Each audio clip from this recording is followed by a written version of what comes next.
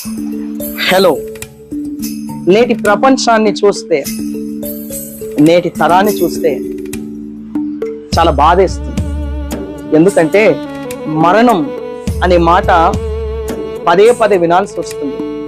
చాలా మంది పరిస్థితులను తట్టుకోలేక మరణమే పరిష్కారం అని కొందరు తొందరపాటు నిర్ణయాలతో తమను తాము చేతులారా పాడు చేసుకుంటున్నారు.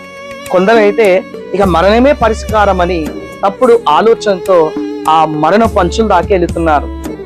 మరణం అనేది ప్రతి ఒక్కరికి వస్తుంది. మరణం అనేది ఒక ఎక్స్పైరీ డేట్ లాంటిది.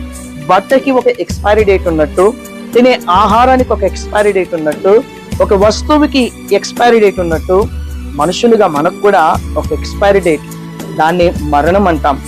కానీ దానికి ఒక టైం అనేది ఉన్నది.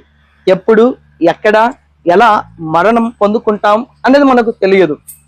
అయితే మరణమే పరిష్కారం అని చెప్పేసి నువ్వు అనుకుంటున్నావు కదా. దేవుని వాక్యం చెప్తున్నది మరణం పరిష్కారం కాదు.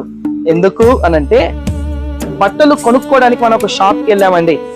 షాప్కి వెళ్ళిన తర్వాత నీకు ఒక జత నచ్చింది, దాని వెంటనే తీసుకో, నీ శరీరానికి ఎలా ఉంటుంది అని ట్రయల్ చేయాలనుకుంటావు కదా. అక్కడ ఒక ట్రయల్ రూమ్ ఉంటుంది. వెళ్తావు, వేసుకుంటావు, చుట్టూ అద్దాలలో చూసుకుంటావు, బాగుంటే వచ్చేస్తావు, కొనుక్కొని వేసుకుంటావు.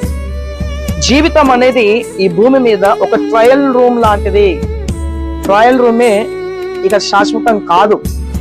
బయటకు వస్తావు, బయట తర్వాత ఇంకొక లోకాన్ని చూస్తావు. నిజమే, మరణం అనేది ఒక ట్రయల్ రూమ్. తర్వాత జీవితం ఉంది. మరణం అనేది శాశ్వతం కాదు, అది పరిష్కారం కాదు, అది శాశ్వత పరిష్కారం కాదు. మరణం తర్వాత అసలు జీవితం మొదలవుతుంది.